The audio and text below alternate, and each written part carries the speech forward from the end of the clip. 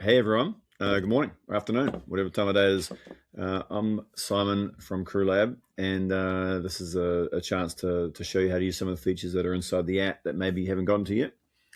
This is a pretty standard scenario I'll use a rower for an athlete. You've got a test coming up, and you're going to try and use some of the load management tools and some of the other things that are built inside the software. And let's have a look at it now. Let me share my screen. Okay, so I'm sharing a split screen here. On the left, you're going to see my phone. On the right, you're going to see the web version of the software. And I'm opening up CrewLAB, and you can see I've already done this test, but we'll still work our way through it anyway. So you can imagine that I've got a 2,000 meter test that I'm going to do later today. So a pretty obvious place is to sort of go in and have a look at some of my sleep and my mood and wellness. So I've loaded that up already. You can see that I have probably had a couple of moments of getting some bad sleeps and not quite being in the right spot for a peak performance. And then, but the last couple of nights have been good, and today felt like a good day to have a go at doing it. So that's good. And obviously, if you're the coach, you can look at other people as well to get a sense of how different people are going. But this is just me as an athlete. And then the second thing that I'll look at is I'll jump into here and I'll have a look at my load management. And this is we use a version of Session RPE, which in my opinion is a stronger signal than heart rate or some of the other methods that people use to track load management.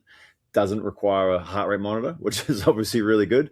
It just requires good record keeping of your training and loading the RPE and the duration and the distance and just being really consistent with it. We've done a lot of testing in-house with this, and honestly, this is really good, especially if you're looking for things like peak performance, which is great. If you look at my one, we have this graph down the bottom, which is pretty simple. The green zone is the productive training zone, and I've been in there for quite a while, which is really good. I can go back a long period of time, and I can go back a year and a half to see what I've been doing for training and see what my training camp was. And I've been pretty consistent, which is good. Occasionally I dip into the red, into the danger zone. And the way we talk about that is you can visit the danger zone, but you can't live there. It's kind of like going up Everest. You got to be at base camp, and you can do the odd trip there to acclimatize, if you like, to higher training loads and faster speeds and all the rest of it. But you're trying to stay in the green as much as you can. And then the gray zone that we have here is what I guess you would call a taper or a race zone is what we describe it as.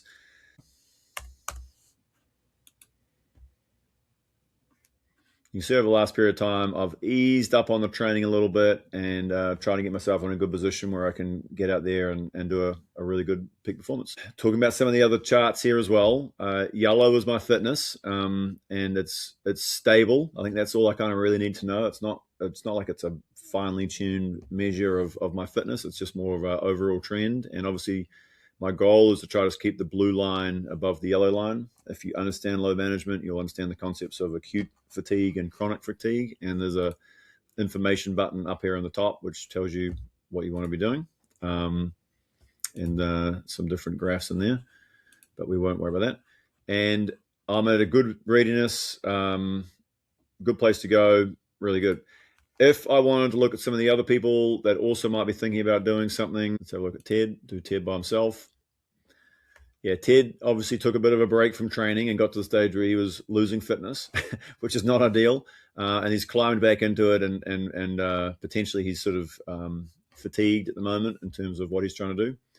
But yeah, really useful for trying to get a gripper on who's due to have a good performance and who's potentially in a place where they might be a couple of seconds off a personal record. Let's jump back to this view, and I did the 2K this morning as it happens.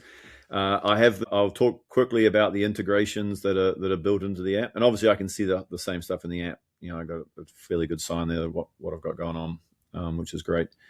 And I can see the daily check-ins and the training volume obviously came back a little bit. And if I wanted to look at my my previous 2K scores. I can see that they're in here, and I can have a look at how some of those went, which is great. Or I can compare it to some of the team averages or my own PRs.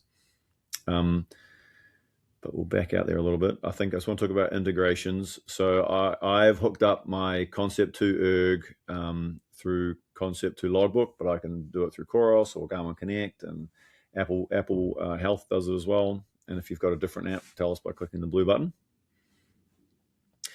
So that automatically came through, and you can see it's in here now. So if I clicked on that, it would take me in there. I guess the key thing to think about here is you're trying to leave some clues and some breadcrumbs for the next time I'm doing a 2K. And so the idea here is keep a really good journal of what it is. This was tough, but happy to see the progress. And then, race plan was, and I can add some more information there. I'll do that later. And then add some photos. I took a photo of the screenshot in here somewhere. There's the screen. It was a 9 out of 10 effort. I think, it's important to start thinking about that. I think I've got a bit more in the tank if I wanted to do it, and some of the other details in there. And I can associate it with a different session, and that'll end up in the feed. And if I refresh, that'll come up as well. That's now saved in there for later, which is really handy. And that's how I would use load management to think about how to do peak performance and how to track what's going on with athletes. Hopefully that helps. And if you've got any questions, please feel free to reach out. Thanks.